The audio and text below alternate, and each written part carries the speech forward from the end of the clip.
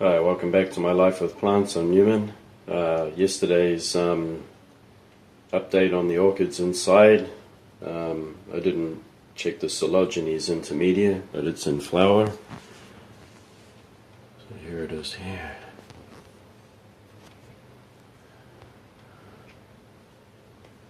Coelogyne intermedia. Its flowers are kind of musky.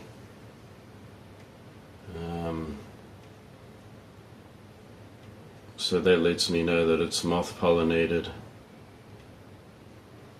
So I knew it had buds on it, but the race to produce flowers was pretty underestimating. So they are opening, and we do have a fragrance. Like I said, it's very musky.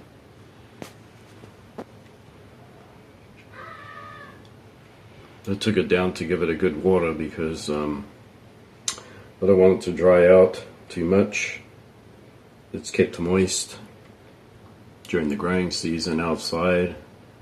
It'll be watered quite a lot. So you can see here that the bulbs haven't shriveled. So it lets you know that you can water it to keep the bulbs plump. And it is growing in sphagnum moss because it had a demand for water like no other orchid. So what I have to do this year is I've got a bit of a setback because the newest bulbs are quite smaller than the previous, which are these big huge things in the back here. These bulbs are not measuring up to size and that is because it was growing in chips of bark, but it wasn't able to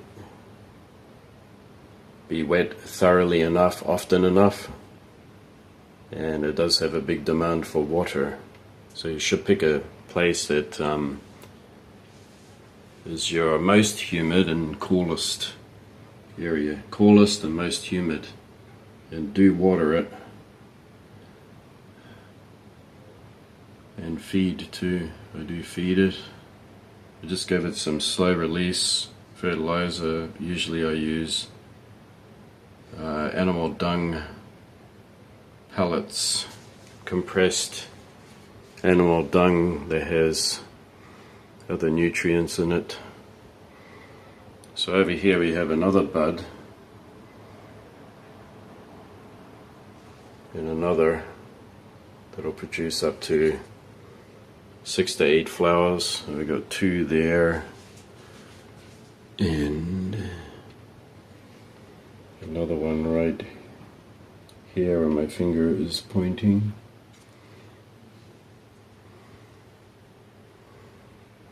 So it's flowering a little more than last year.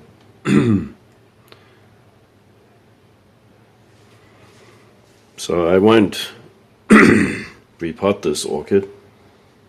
I will leave it alone because when you dig it out of the pot and mess with the roots, you set it back quite a lot. So what I'm going to do is once it'll be an extra humid area and cool, and once it sends out these growths here, runners, I will just cut those off and pot those up so I can always ensure that I have a plant that will flower every year. Spotted another flower stalk right here. So that's another. So these roots are quite different to Vandas or Cymbidiums, and they're more like average roots that you would find on other plants. And what I did notice is that The roots are very hairy. I'm not sure how much of a velamen they have. These roots are definitely covered in hairs, and you won't see it there. These roots have gone out into the air, so they've changed their cosmetics. But the roots that are actually in there have a lot of root hairs that grow off them. They can almost look like a burdock or something like that, with lots of hair coming off it, that vegetable. And they do take a lot of water. So here it is here. This is Coelogyne intermedia. If you don't mind the musky smell, it is beautiful white flowers with the yellow on the labellum. Yeah. So I should have known that it could possibly be in flower, but keeping the video within 40 minutes, I didn't quite see this until this morning. And I don't ignore my plants, I take them down quite often. This one's in a large plot, and then once it's watered, I just take it down every second week. But this is the pleasant surprise from the buds.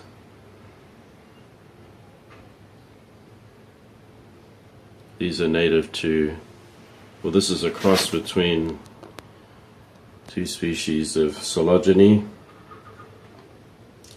Coelogyne cristata, and the other one I can't remember, but it almost resembles a cristata totally. Its demand for water is like a cristata.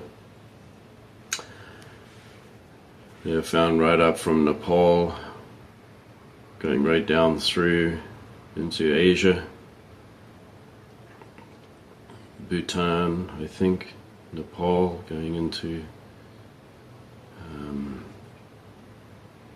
Burma, through India. Yeah, thought I would show you that. Thanks for watching, and we'll see you again next time. Bye bye.